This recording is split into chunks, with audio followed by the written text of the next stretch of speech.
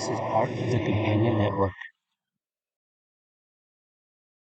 Welcome back to another episode of Nostalgic. This is a podcast where we take a nostalgic look and rediscover movies new and old. And for this episode, we are doing a newer release.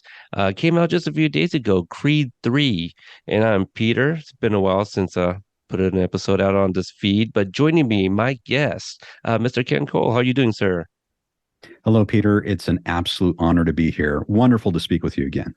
Oh, yes, happy to have you. I feel this is your first time on Nostalgic. This is my first time. Very, very special day for me. So thank you so much for having me.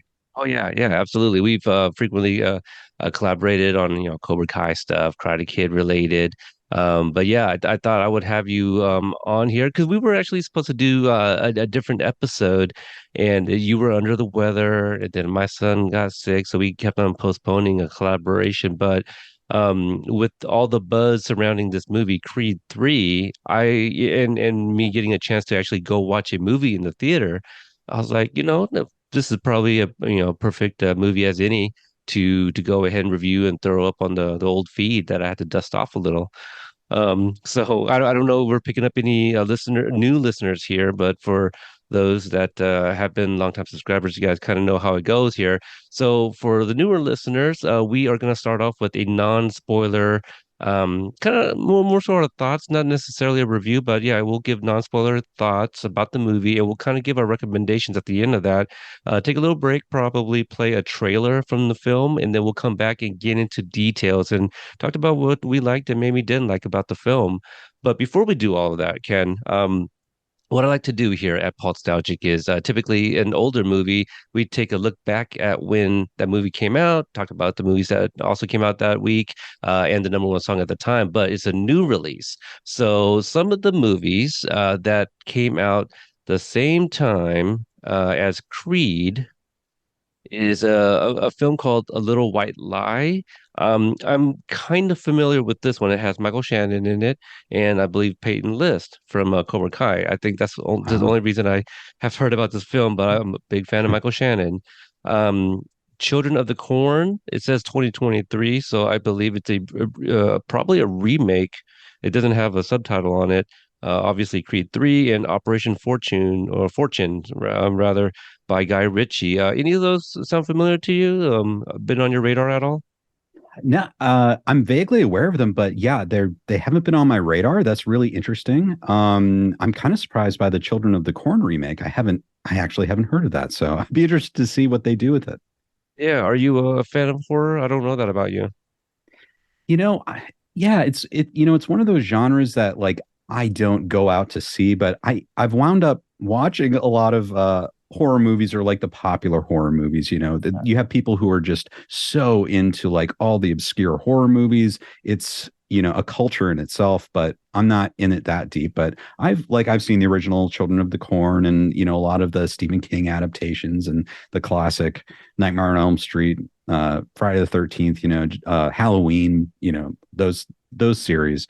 So that's probably about the extent of my horror knowledge. Or so you don't you would say like you don't go out and seek them out, but you like a good scare. Yeah, like if there's a really great concept to it and it's maybe something that has some buzz, or if it's something that ties into something that's been famous before, yeah, I'm very curious. So I like well executed horror movies. Did you ever see Hereditary? I got to be honest, that's one I haven't had the guts to watch yet because I heard it was like kind of disturbing and really kind of heavy. And I heard some spoilers about it and I'm like, "Oh man, everyone says it's good, but man, that does sound disturbing." Did you watch Hereditary? I did. I'm trying to remember if I saw it twice in the theater, but it was one of those random Sunday evenings. I was with my son who was then 17, because I believe he came out in 2017. He was born in 2000. And we were leaving my sister's house. I believe there was a get together there. And I was like, hey, you want to go watch a movie? He's like, sure. I go, well, I keep hearing about this horror movie, Hereditary. And he's like, okay, he's 17. He can watch an R-rated movie. And we walked out of that movie. wanting to look up so many things. It makes you want to go do some research, some Googling immediately Really? after the movie. Yeah, and when I came home, Ken, it was in the evening. I turned on all the lights in the house. So I was actually pretty scared. Do you It's mean research to find out if the stuff in the movie is true? No, That it type of just thing? no more so like things that we didn't quite understand, or things that went over our heads, and Okay. explanations and things of this nature. My son kept on sending me links, and I was sending him links. That was funny. So and that's a movie. He saw Midsommar. I did not, and Hmm. he is kind of waiting for me to watch it so he can get my thoughts. But after watching Hereditary, I don't know if I don't know if I can do another. My apologies. I'm going to forgetting the director's name. Avi something, but I don't know if I could do it. I need to Right. wait a few more years. Yes. But Hereditary, I will watch again because I thought that was just the right amount of unsettling. Like Mm, if okay. if The Sixth Sense was rated R and was a little bit more violent, I guess that it's kind of like that. It's mental. Most of it is mental, obviously, and sometimes you're wondering if the if you're seeing things, or are they playing tricks with your like with cut, being slick with the cuts and things like that. So I think Right. you should give it a shot at least 15-20 minutes, so see if you can get into it. I believe it's on Okay. HBO Max, so for those there. All right, so enough of the movies. The number one song at the time of this movie's release is "Die for You" by The Weeknd featuring Ariana Grande. Even though we're going through it and it makes you feel alone, just know that I would die for you. Ken, is this a song you're familiar with? I feel like I've been in a cave too long. I've been so not connected to current pop culture. I'm gonna have to listen to. I like The Weeknd. I like Ariana Grande, so I should probably listen to it. Yeah. That song, funny enough, was the sixth single off of his Starboy album, which was definitely a few albums ago. I believe it came out in 2017, but because that song had already been released as a single, the remix featuring Ariana Grande made it top the Billboard, and The Weeknd and Ariana Grande have now broken a record of the longest climbing to the top single, so to speak. Wow. Yeah, so Wow. pretty incredible. The funny thing is, like, I started hearing it on radio again. I'm like, wait a minute, this song's like really old. Wait, why are they playing it like it's a new single? But it was a remix. I had no idea, Ariana Grande was in it because I believe they used to date, and so that's kind of interesting. I mean, Hmm. I guess they, you know, um, are able to still kind of collaborate, and maybe they're good friends now. I'm not sure, but yeah, I was a little surprised to hear the feature, but I love it. The Weeknd is my favorite singer. So Oh wow. yeah, Very he's up there cool. with Bruno Mars for me. So that's a week in the release of Creed 3. So we'll kind of get into our non-spoiler thoughts right now. Ken, were you anticipating this installment? Have you kind of just been waiting for it, counting down? What was your anticipation going into this film? Well, I'll tell you, Peter, I am a big Rocky fan. I love the Rocky movies, and I loved Creed when it came out. I thought it was just an amazing, we talk about Cobra Kai being an amazing legacy sequel for the Karate Kid series. I thought Creed was just a magnificent legacy sequel for the Rocky series. I enjoyed Creed 2. And so, yes, I was looking forward to Creed 3. Now, I knew going into it, however, that it'd been delayed a bit. And I know that there was some behind the scenes drama between the production team and Sylvester Stallone. So, and I don't think it's a spoiler to say that Sylvester Stallone isn't really involved with Creed 3. And so I think I was curious to see what would happen. Michael B. Jordan, who's a fantastic actor, this movie is his directorial debut. So I was very curious to see what he was able to do. Obviously, he's so good in that part. He probably understands things backwards and forwards. And I was just interested to see if he would do things differently than say Ryan Coogler, or if or if you do it in a very similar way. So that was kind of my anticipation. How about you? I I had n- I had no intentions on seeing this film in the theater. I'll say that much. I Ooh. have seen all but one Rocky film. Do you want to guess which one? Which one I haven't seen? Let's see. Have you not seen Rocky Five? That's correct. That would be the one. Okay. Yeah, Okay. that's just the one everyone's told me to not watch, right? Right. Growing up, if you want to say it that. I cannot say confidently when was the first time I watched the first Rocky movie. I believe well into high school, but I'll tell you what, Rocky Four all day, every day growing up, as young as probably, 6, 7, 8, somewhere around there. Mhm. Anytime it's on TV, you just throw it on HBO, whatever. For some reason, I never saw any of those other Rocky films, and I think it wouldn't be until I started working at Blockbuster where we get 5 free films a week, and I took full advantage. And I Mm. actually I think it's you can't have more than 5 out at once. I think is actually what it was. So, imagine me, teenager, at that point, my son wasn't born yet. And I did go through all the Rocky films, and I really didn't know anything about them. Like, I was trying to figure out, well, who's the villain in part two if Apollo Creed was in one and Mr. T's in three, Drago four? I was like, who's in part two? Not knowing that it was a rematch of Apollo Creed. So I didn't know that for a very long time. Nobody put me on to the Rocky franchise. So it's just something that was on my blind spot until late teenage years. But I do own the Blu-ray set that came out a few years ago, and I haven't gone back and watched them yet. Did you watch the edit of part four? Yes, Sylvester Stallone's new, I guess, director's cut of Rocky Four. Yes, I did. I Yeah, it's did. is it much better? Like what can you how would you describe the differences of the two films?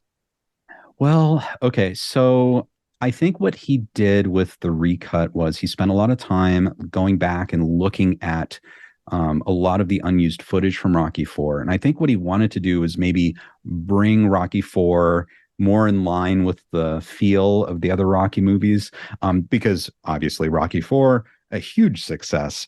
Came out in 1985. It is probably the quintessential 1985 movie, like in every way. It is like a slick, I would say almost a superhero boxing movie, but it's very different in tone from, say, the original Rocky or Rocky 2. Even Rocky 3 is a little more subdued compared to Rocky 4.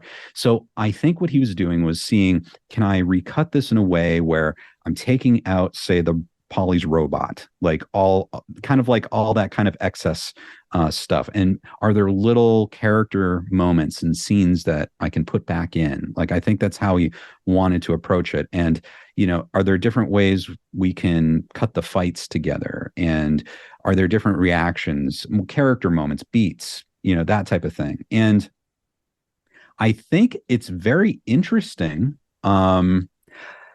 The thing is with Rocky Four, and I'll be honest, like I totally respect Rocky Four. It's iconic in so many ways, but I think if you compare it to like the original Rocky movie, the story, especially after, I hope I'm not spoiling it for people all these years later, but after Apollo Creed dies, like the story is very thin. Like it's a very thin story. Whereas the earlier Rocky movies, and I guess the later Rocky Balboa and Creed movies, they're much more layered dramas, whereas Rocky Four, the story is just very thin. And, at the end of the day, I think that's just the way the movie is. So I think it's interesting for a lot of people. It has a different vibe, but, I think there isn't like some magical layered Rocky Four. It's and he ends up kind of cutting out some things like Bridget Nielsen, his ex-wife. I noticed that she pretty much got cut out of the new cut too. So Wow. that was interesting. But yeah, it's definitely worth watching. I think some people might like it more,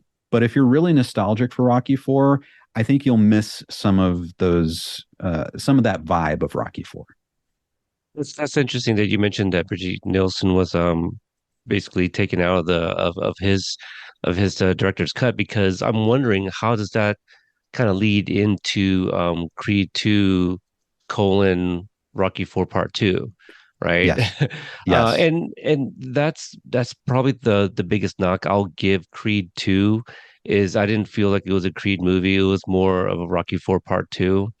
Hmm. So I think that's why I wasn't really anticipating Creed 3, but I was eventually going to watch it because I was a big fan of that first film, Creed 1.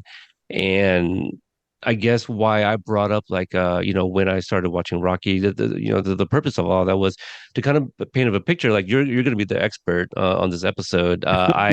Like a lot of the beats, I couldn't tell you which of the sequels that it came from, or whatnot. Like I remember most things from Rocky Four. That's pretty much it. I wouldn't be able to tell you, like if watching Creed 3, if they lifted a quote from one of the films, couldn't tell you. I would have just assumed that it was all original dialogue.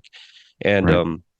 so that's where I'm coming at it. And Creed 1, and this is like not a great comparison, but to put in perspective, Creed 1 is my Rocky movie, right? People will Hmm. be like, "Oh, Rocky Hmm. is my Rocky movie," that kind of thing. I tell people Back to the Future is my Star Wars. And uh, in line with Star Wars, Force Awakens was my Star Wars. Like I watched the original movies, quote unquote, growing up, but not like that. I didn't have Hmm. friends or family that I watched it with, so it was never like a thing for me. Back to the Future was more like that was also my thing, but at least I watched that with my brother, aunts and uncles, that also love that film as well. So I like the fresh new take on the underdog story. And so when I started hearing little things about part three, I go, "Oh, that's kind of giving me vibes of like Rocky films." Now, the whole idea of like the friend, Creed 3 takes little bits and pieces from all the Rocky movies, don't they? Doesn't it? You would say? Yeah, I would say so. I think maybe it might take a little bit more from Rockies 3, 4, and 5. So I think those sequels, I think you can, obviously Rockies 1 and 2, the DNA of the series is there. Like the whole, I guess you could say formula is starts there. But in Rockies 3, 4, and 5, I think you have like different ingredients from those sequels that Creed 3 picks up on for sure. Okay, so they probably rewatched those films and lifted all like the good parts, right? To so some of these really nice beats. And again, for those longtime subscribers of Nostalgic, when we did the Mighty Duck series, I mentioned part three was the best film. And I Mhm. felt what the filmmakers did with part three, and I have nothing to base this off of, but watching part three, I was like, man, I feel like they watched one and two. I was like, all right, we're gonna do this. We're gonna do this. I like that part. Let's take that part and put it in part three. And they just, kind of wove all those beats together and told a really good story. So that's why I appreciate part three for what it's worth. I just felt like the filmmakers were fans of the previous movies and wanted to kind of do it justice with the third movie. And so I Mhm. think Creed 3 is kind of the same vein. I am more likely to watch 3 over and over again because one introduced us to Creed. We got it. We know who he is. We know his relationship with Tessa Thompson. I'm kind of blanking on her name right now. Let's actually kind of go through that right now. I don't know why I Sure. didn't do that at the top of the show. So in this film, we have Michael B. Jordan returning as Creed, obviously. Adonis, aka Donnie. Tessa Thompson plays his wife Bianca. Newcomer to the franchise, Jonathan Majors, who this is all I know him from. I know he was in Lovecraft Country, he was in Ant-Man, the third film, and a few other things. This guy has been steadily working in the last few years, so it's really Hmm. exciting to see. Um, Other people worth noting, Mila Davis Kent, who plays Amara, the daughter Hmm. of Donnie and Bianca, who also does, I believe she is deaf in real life. And there was an interview that she actually had signed, and and mentioned something that she hopes that the film would inspire people to learn ASL. Oh, nice. So Yes. I thought that was really nice representation for that community. Felicia Rashad returns as Marianne Creed, and let's see, we'll just leave it at that for now, and we'll bring up some of the other names a little bit later. So I guess we kind of gave our expectations. Did this film meet your expectations? I guess did Um, we talk about expectations? I don't think we did. yeah, I think like for me, if we're talking about expectations, Creed, the first Creed movie, just fantastic. Like you talk about it as being like your Rocky movie. And, I was thinking about doing actually a video, ranking them. But for me, I think Creed is on the same level as the original Rocky movie. And so it's really great. Now, Creed 2, I thought was good, but maybe not quite as good as the first Creed movie. So I was kind of hoping for something at least as good as Creed 2. And so that those were my expectations going in. What were your expectations? I was hoping it would be better than Creed 2. And again, Mhm. not to take anything from it. It's not what I thought we were gonna get. I mean, I was a little concerned. I mean, I know everybody would love to see Drago return, and we got that. And what the story that we were given, I was into it, but I guess I don't know what I was really expecting if we're talking about expectations. Again, it's just like, oh, okay, so the focus is really Drago and Rocky's, you know, relationship, and not so much Creed and kind of furthering his story. So, if I had a choice and someone asked, well, I guess you can say it's a choice. If somebody asked me, do I have to watch like one and two to watch part three? I'd say, you know what? At least watch part one. You can watch Mhm. part two after part three. It's totally fine. There might be a few things that you're like, well, that doesn't quite make sense. But I think in terms of the vibe or the feel, Mhm. I say one and three is a great 1-2 punch. You can, I think that follows chronologically really well. And then the Drago storyline, like you can that could be its own thing. That's more of a Rocky spinoff than a Creed sequel, in my opinion. But I also went in only knowing Michael B. Jordan directed it. I didn't know who else was involved, and I don't want to get into details yet, but when I saw that Ryan Coogler was credited for story by, I go, oh, I'm going to enjoy this because I love a collaboration between Ryan Coogler and Michael B. Jordan. They have not missed with their collaborations thus far, so I was really excited going in. So I think at this point, we'll kind of say whether or not we recommend it and take a break so that way we can get into spoilers. So Ken, um, I feel it hasn't been much of a roller coaster, but maybe you'll surprise us. Would you recommend seeing Creed 3? Yes, I would recommend seeing Creed 3, especially if you've liked any of the Rocky or Creed movies up to this point. I think it's a must watch. You have to see it. And even if you haven't seen any, I think you'd probably enjoy it even just going in to watch it. I think you could probably catch on to everything really quickly. And there's a lot going on in the movie, that's for sure. How about you? Oh yeah, absolutely. I do recommend this, and I'll go as far as saying that this is gonna be definitely known as one of those sequels, legacy sequels that people are gonna love, just like Maverick. This is this is Hmm. gonna be up there, Maverick, and this is not spoiler, but already this film has broken records, and according to MGM reports. Creed has scored the biggest domestic opening of all time for a sports movie, surpassing 2015's Creed with just under 30 million. Creed 2, just under 36 million. All of the Rocky films and the previous record holder, 2010's Karate Kid, with under 56 million. And so Creed 3 opened up with, let's see, just under 59 million. So almost 60 million. Hmm. Not Wow. bad. Yep. Yep, not bad at Fantastic. all. So congratulations to all those involved. Record-breaking week for The Weekend and Michael B. Jordan. So, so there we go. All right. So at this time, hopefully we helped you decide or help you make that decision whether or not to go watch the film. I'd say definitely go watch it in the theater. The music is great, the stereo sound and all the good stuff. Watch it in the theater. If you watch Maverick in the theater, you should watch this in the theater as well. Um, so at this point, I'll give you guys a chance to pause this if you guys have not yet seen the movie, or continue to our spoiler portion after this clip. Adonis Creed. You don't remember me, huh? What happened with you two? We was like brothers. I got some unfinished business. Gotta be talking about Dane.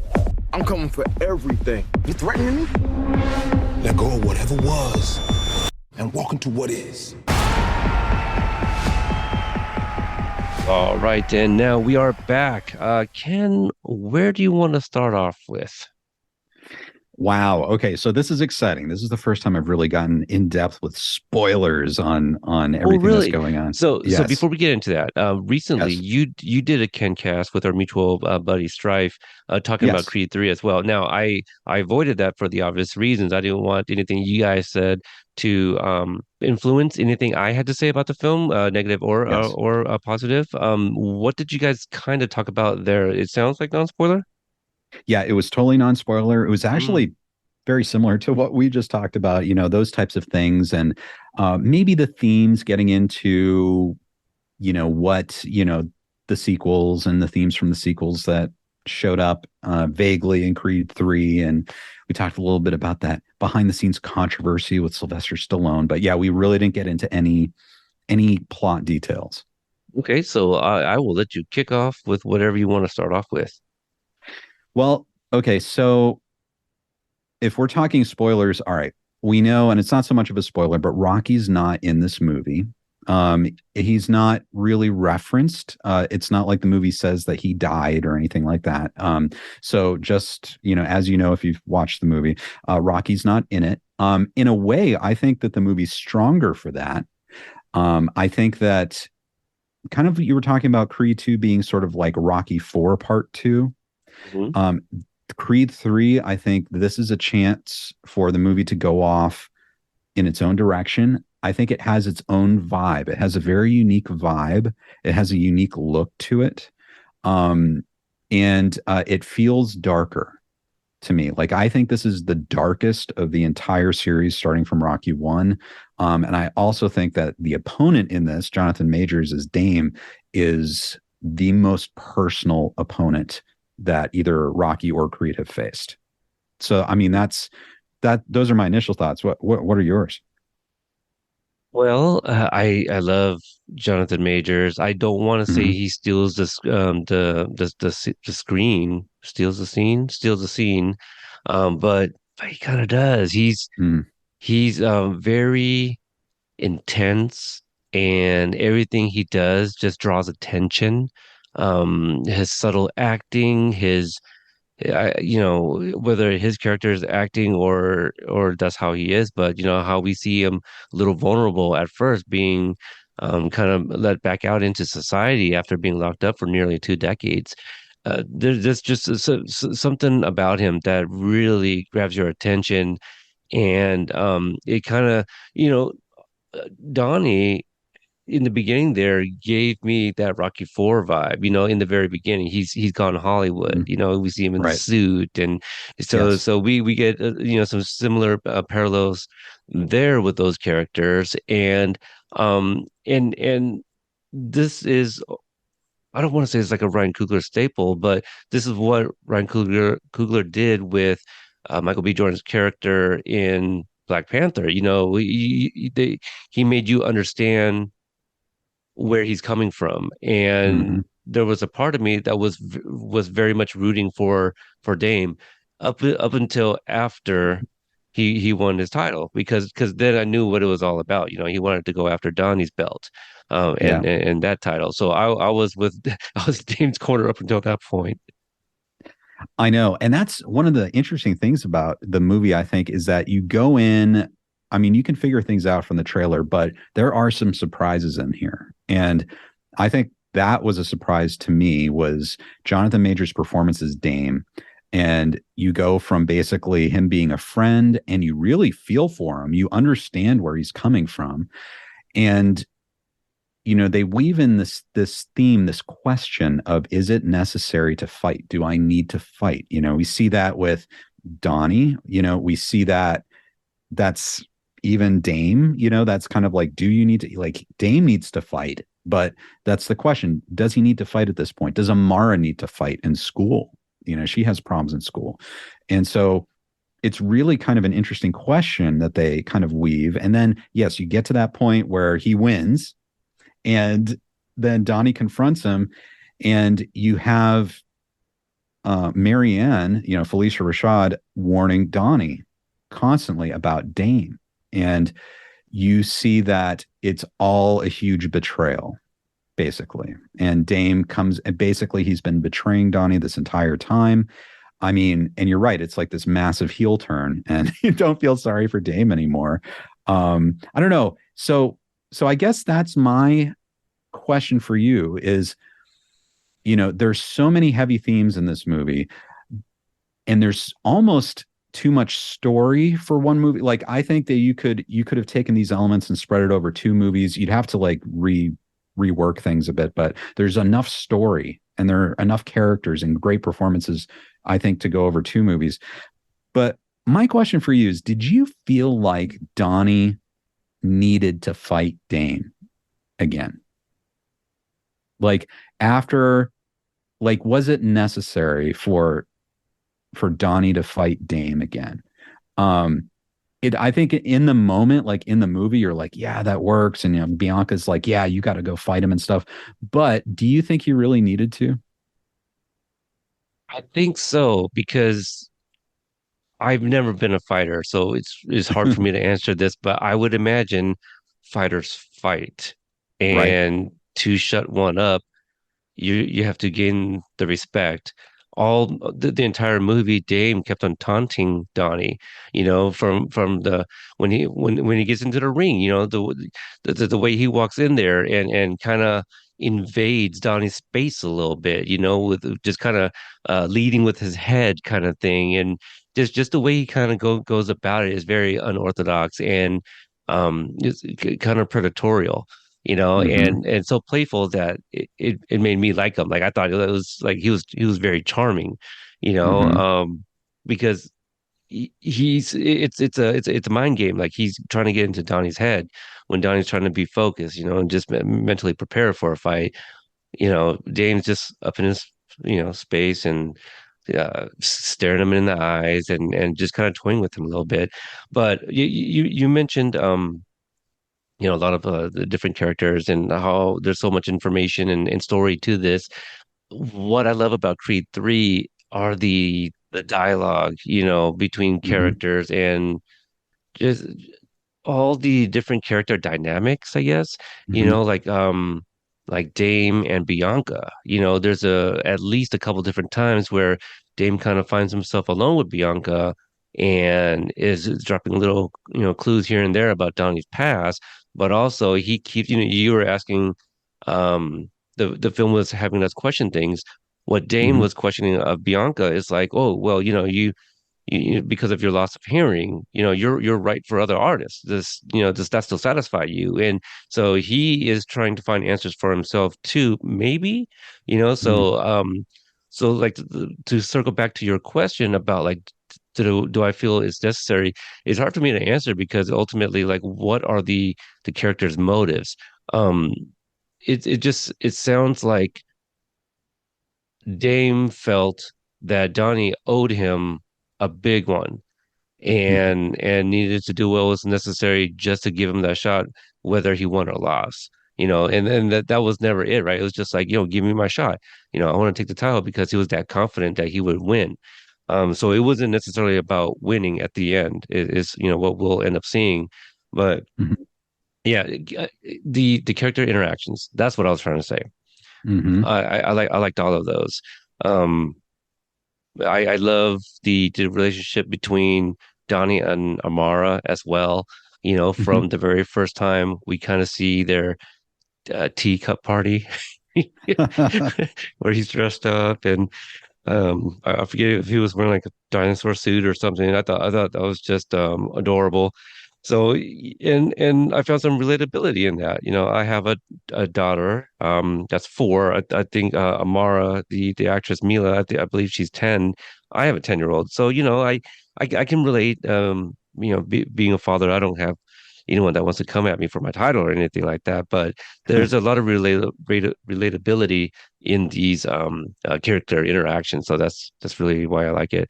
Um, Never really did answer your question because I That's find it a okay. little bit difficult. I think Yeah. so. The short answer, yes. I think it was necessary for him to fight. Yeah. I know that's what I was kind of struggling with too, because it brought up so many good, like especially Bianca brought up so many good points with Amara, who got into trouble fighting in school. And like, do you need to fight? And of course, Donnie is on top of the world. He has all the money he needs. I mean, he had basically retired at that point. And, so that's the question. It's like, did he need to fight? And I think from what you're saying, I think I'm hearing you're saying it's like fighters fight. And so Donnie's a fighter. So that's the solution to his problem, which was very good. Yeah. One other thing that really caught me by surprise, and this movie kind of made me tear up a bit, was Marianne's death scene. That was a big surprise to me. And my gosh, Felicia Rashad, I think, is just so good in that role. And what a scene! Oh my goodness, where she was confusing Donnie for Apollo, and she was basically saying that it's by basically loving and raising Donnie that let her forgive Apollo. I mean, that, my goodness. Wow. I don't know. But I think that's what you're talking about. The character interactions, right? They're just amazing. Yeah, they're so good. It's well written. That's something that I did not get a chance to bring up yet. But a couple of the writers was Keenan Coogler, possible Hmm. relation to Mr. Ryan Coogler there, but also Zach Balin, who previously wrote King Richard, that was Oh, nominated yes. for Best Original Screenplay. So sports, and I think that film also had great dialogue, great character interactions as well, familial interactions, a lot of different characters. So I could kind of see why, you want somebody that can balance a lot of different characters. And yeah, I was definitely here for the drama and the dialogue. The film kind of opens up in a flashback, and boy, like this is some of the best young castings I've seen. Like these Mm. kids actually look like these actors as well, the young Donnie and young Dame. But I love the use of the Dr. Dre song, "The Watcher," because I feel that's a little underrated, and it came off of his 2001, well, actually, Chronic 2001. Forgetting the title here, but that immediately transported me back to high school. So I thought the use of the music was great, and then we got like a updated version of that with J. Cole a little bit later on too. So I really appreciate the music, and I think that's definitely a Creed staple too. This one, I did not get a chance to look through the like all the different artists that were on these songs, but I know that the first Creed movie was heavily I think the roster was mostly Philadelphia rappers because it was in Philly. Yep, In makes sense. Creed 3, yeah, it takes place in Los Angeles. So I do wonder it would be like more of West Coast based rappers in this one, or artists rather. Yeah, yeah, absolutely. That's a really great point. I'm glad you brought that up. I think you're right, because you're right. The first Creed, Philadelphia based. This is very LA based, and it has a completely different, I guess you could say, kind of a West Coast vibe to it, and maybe for that reason. Yeah, that's a really Yeah. great point. Yeah, with the Dr. Dre beats and stuff like that, because I remember I don't know if it was just like interviews or supplemental material. I was watching with the first Creed film, and it was very important to them to really get the culture of Philadelphia down, to the guys riding the bikes out on the street and all of Yes. that. So so I wasn't really looking for the LA stuff or the West Coast connections or whatever, but the music is definitely there. You got some West Coast influenced music for sure. Kehlani, the artist that was singing at the was it record launch party or something, or some sort of Okay, party. yeah, Yeah, yes, yeah. So I know who she is. She's been featured on a lot of songs that I'm a big fan of. She was also on the soundtrack for Suicide Squad. Forgot. Oh, actually, I think it was her own song. I'm blanking on the title right now. But what else did you want to get into? Let me see. What did you think about this other gentleman, Chavez, the one that Dame or the one that Donnie puts Dame with, because right, of the little cameo from Drago who gets his hand right. broken, which that one I saw a mile away because there was a reason that they wanted to show you the face of the perpetrator. Right, exactly. Yes, that's a really good point. That was a mean double cross on Dame's part for sure. But Yeah. also yeah, and the idea that he's using a buddy from when they were together and Donnie knows who that is, like that's really kind of mean as well. Um so Chavez, yeah, I thought that was really interesting. It's a brand new fighter. We haven't seen him before. Um a really great personality. That was yeah, I would say that if there are, I really like this movie, but if there are some weaknesses to it, I think it's that, say, Chavez, we've never seen him before, so he's new to us, and we get to know, oh, he's good, I guess he's the best, but we're instantly introduced to him there, and then he's beaten, obviously by Dame, who kind of comes out of nowhere and he just like beats him, and so I think for me, I wish in some way we could have seen more of Chavez's career and really built him up more as like, oh man, this guy's like great, because we just kind of see him sparring in the gym. Then all of a sudden he's, you know, in this title fight, and Dame's in this title fight with Chavez. Like I get it, but I kind of wish I felt like, oh man, Chavez is amazing. So but I love the character. Again, I thought the actors, were fantastic. I don't know what were your thoughts on Chavez?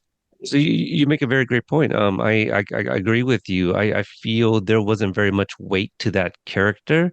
Like Right, if this is the guy, right? If this is the guy that's on top of the world, I I didn't see it. So there's almost like, him losing means nothing to me, unfortunately, because like I didn't get to see, I don't need to see a rise, but I need to see how bad this guy really is. You know, um, mhm. maybe interactions with other fighters, to see what kind of respect he has amongst his peers. Yes. Something else. All we know is that he has a momager, Yep. and who loves him and wants him Right. taken care of. But that's pretty much it. And I do like that relationship as well because it kind of reminded me of a moment in Jerry Maguire where Mhm. Jerry is supposed to be spending time with the Jerry O'Connell character, but Right. he's out with Cuba Gooding Jr., right? And then he loses out on a prospect who ends up signing with J Mar. So that's kind of like what I saw here, where like I was again, I was actually in Dame's corner for a good chunk of Right. the first like the first two thirds of the film, and when Donnie puts on that show, that fight. I felt bad for Dame when Donnie's spending all his time with Chavez, making sure Right. that he's taken care of and all that. So like you kind of feel this is kind of like the whole the Cobra Kai fans will know what I'm talking about. But in season one, there's some things that Daniel does that makes him kind of an asshole, and so Mhm. Donnie has his moments as well. And so I just love the graying there of that character too. He's our hero, but he is definitely flawed in the beginning of the movie. He's gone Right. Hollywood for sure. I mean, I get it. You're retired, but the way he was doing business, did not quite seem on the up and up. Yeah, it was that, and I think you put your finger on it brilliantly. Like, I think there's so many layers to that, and there's so much more story that we could get out of that, because I think we're watching it and we see that Donnie is right. He's being sort of like a promoter slash manager for Chavez, but he's also wanting to give Dame a shot. But yeah, it's like he doesn't spend time with Dame really. And then I almost thought that, I think due to the weight that is maybe lacking in the Chavez character and the fact that Dame could just beat him, like in the world stage for the title. I mean, it almost kind of made me wonder, like, oh, I wish the title had a bit more weight. Like, I didn't get a sense of what Dame's true accomplishment was. And was it too much? Like, was it too much that Dame could just get out of prison and just come and win? Like, is that too easy for him? Like, should we have seen Dame struggle through more adversity, like fighting more matches, that type of thing?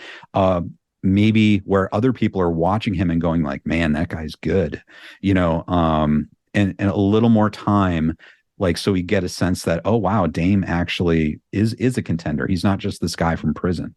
I don't know. It's like, it works just fine, but some people have talked to me and have said, yeah, I think that movie's rushed. And I'm like, I can kind of understand that. I can understand that you wish that it was longer and there was more to it. But it really, I think it still pulls it off well. I think so too. If this, my apologies, I'm starting to kind of lose my voice a little bit, but if they had an idea of where the story was going to go, let's say, like, they had Creed 1, 2, and 3 already outlined, right? I don't know if they did or not, so I'm just kind of spitballing here. If they knew, what could have been better is maybe a 6-part limited series of a Creed. Yes, I agree. Right? So yeah, Mhm. because to what you're saying, I kind of like the idea. Chavez not on top of the world, but he's up there. He's up there, Mhm. and then you get Diamond Dame take down Chavez, and then he has that confrontation with Donnie, and then Mhm. Donnie goes through his thing, and I think Donnie goes through quote unquote enough adversities, because I like him reaching out to Drago to help out, and Yes. I like the little montages there with them, Right. and then on the flip side of that, I would like to see Dame climbing the ladder to becoming the best. Right. So I can see where other people might say, like, yeah, it was a little bit rushed, but yeah, maybe a 6 parts limited series would have been perfect. Yeah, I think that's a really great point. I 100% agree. And I kind of missed Victor Drago in this. And they actually show Conlon briefly. He gets kind of a cameo. And that would have, like, bringing them into the story where we saw them fight earlier. Maybe if we saw them fight Chavez or we saw them fight Dame, um because we have seen them through lots of screen time in the previous movies, that might have helped give weight to all these characters, But it was nice to see Drago, but he was just injured, and then he was a sparring partner for Donnie. But if he were to fight Chavez or Dame beforehand, I think people would really get respect and a sense for how good these fighters are. But I Oh, agree, absolutely. a 6-part limited series, you could do that. You could absolutely do that with this story. Yeah, I agree.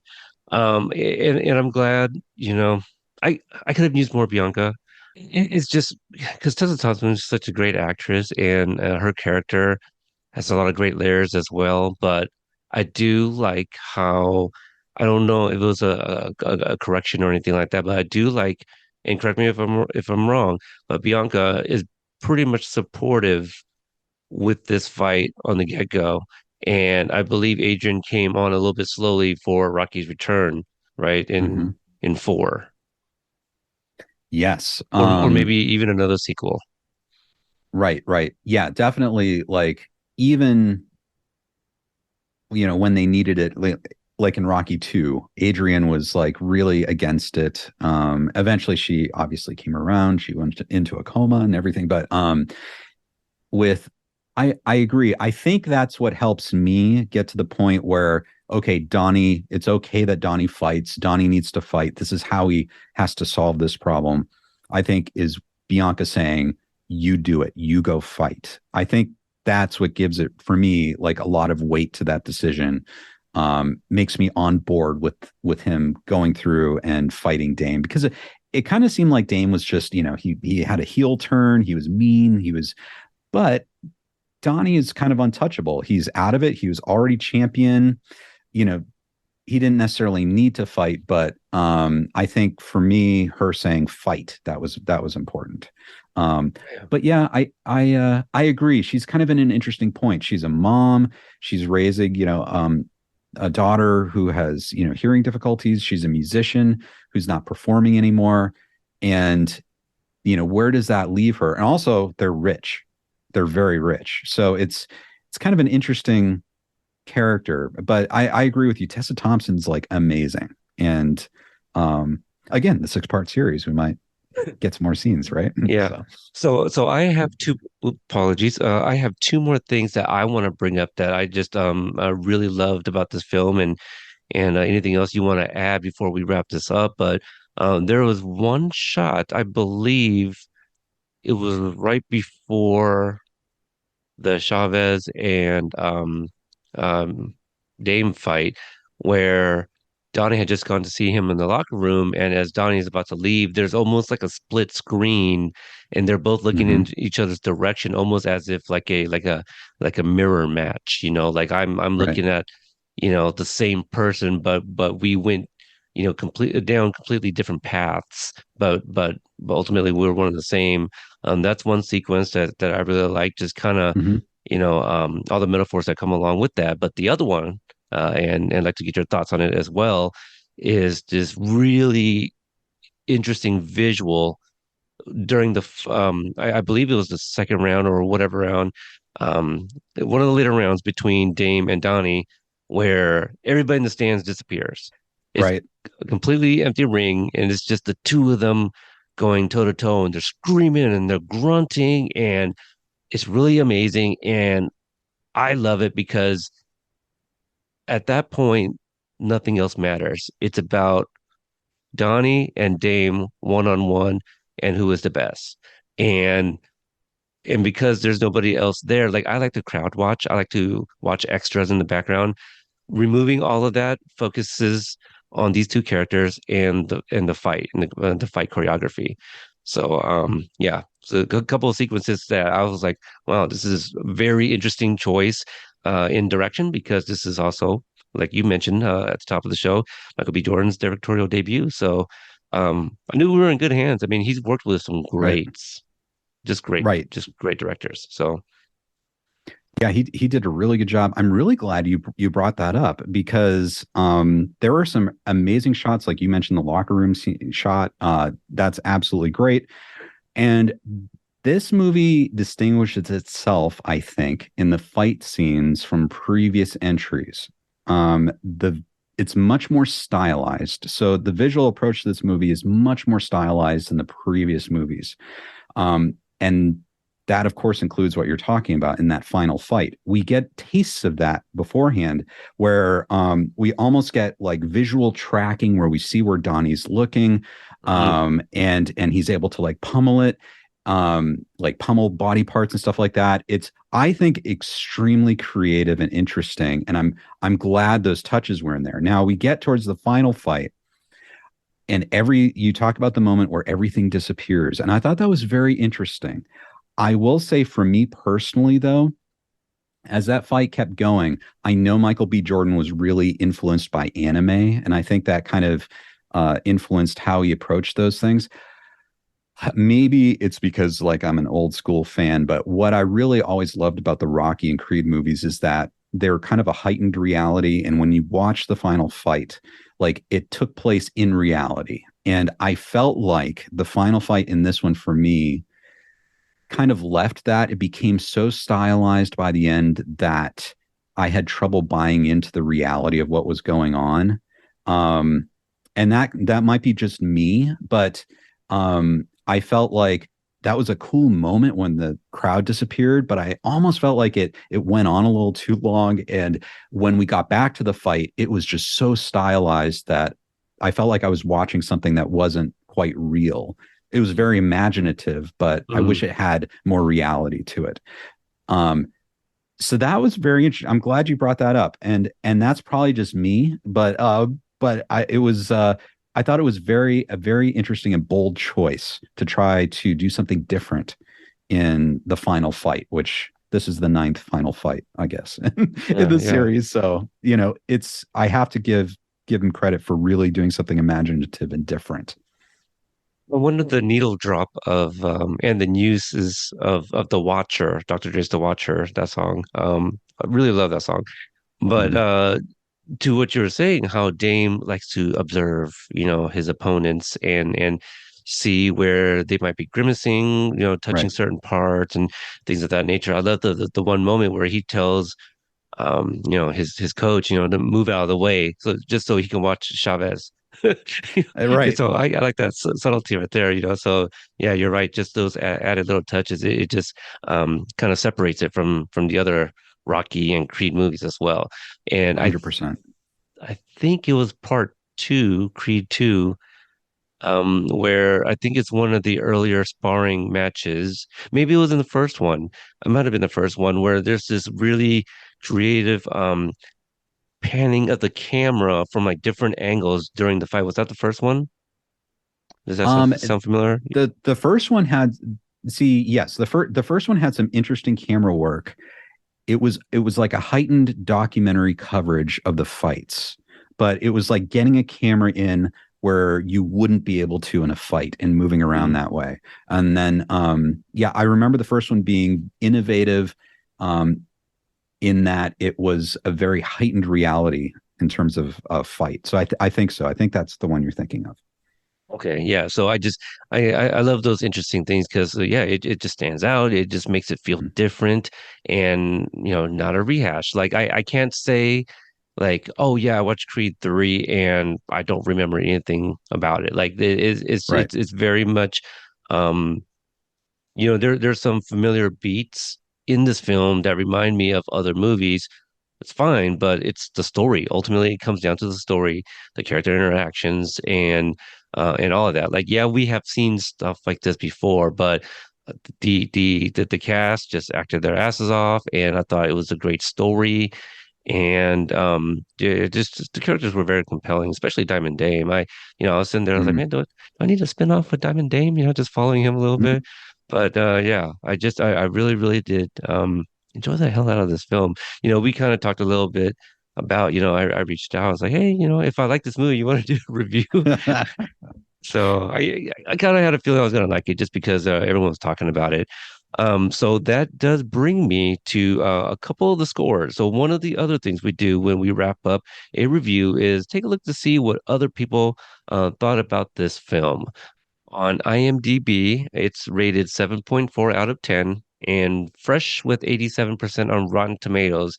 That's actually a pretty good difference there. Is there one score that you would side more with than the other? Gosh, I feel like it's at least an 8 out of 10. At least an 8 out of 10. So I feel like the IMDb is maybe a bit low for Creed 3. Like that is a movie you can go see in the theaters and you'll be glad you spent the money and you saw it with people. It just has a great energy to it. It's like an event movie. So I guess I'd nudge it up a bit. I think it needs to be at least an 8 out of 10. I don't know. What do you think? I agree. So I will definitely lean more on that 86% on Rotten Tomatoes, because like I mentioned, I feel this is definitely up there in with sequels like Maverick. List maybe to be determined. Terminator 2. Like this is definitely one of the best sequels of any franchise, in my opinion. So I'd like to hear what other people think. If they strongly disagree, that's completely fine.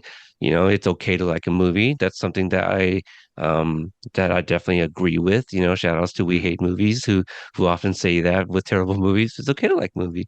So yeah, I really enjoyed this. I cannot wait to see more collaborations from these gentlemen. with Jonathan Majors. I believe I saw a quote that he's hoping that him and Michael B. Jordan will be like a pairing like Scorsese and Robert De Niro. I might be getting names and Ooh, details wrong, but I'd love to see this collaboration, throw Coogler in the mix. I'm here for it. These guys are yeah, bankable, for me. yeah. So um yeah, can any last thoughts before we get into the social medias? Gosh, yeah, just great, great fun at the theater. I think it's a very good movie. I do think it surpassed my expectation of being at least as good as Creed 2. I think it's a better movie than Creed 2. And I liked Creed 2. And maybe doesn't really quite get to the Creed for me. Like I think Creed is still my favorite of the Creed series, but very good movie.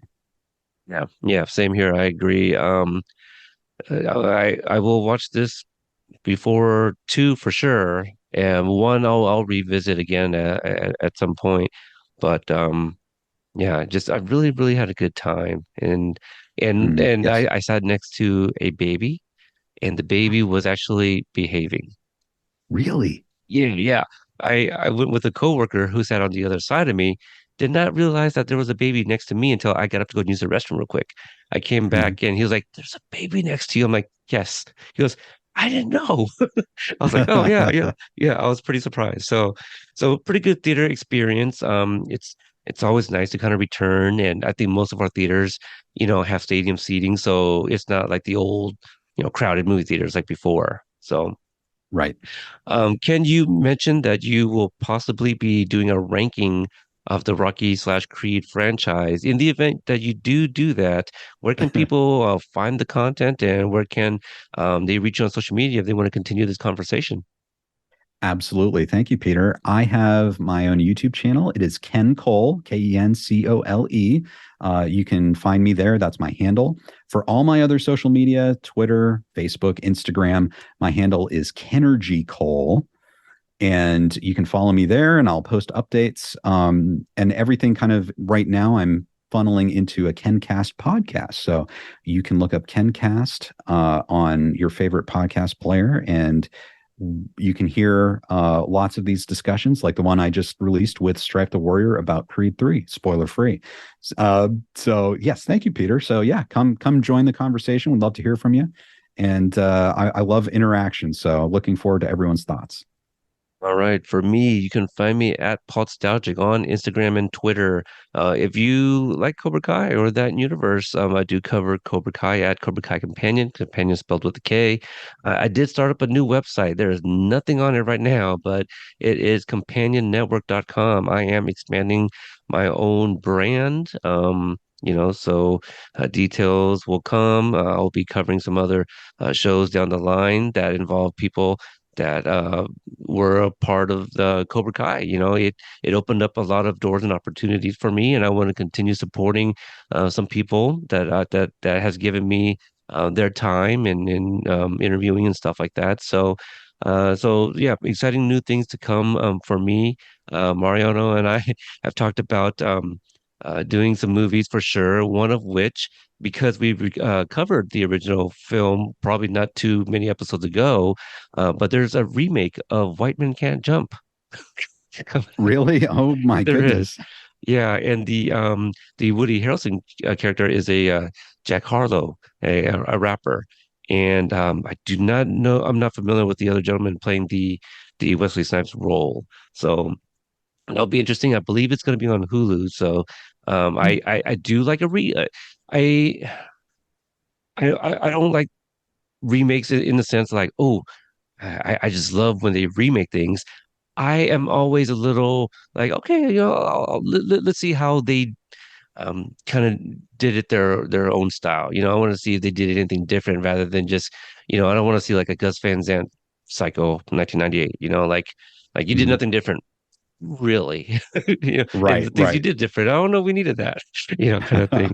So we'll see, and we'll see if it makes it up on this feed. We say a lot of things, and life gets in the way sometimes. So That's gonna do it for this episode. I want to thank you guys for your continued support.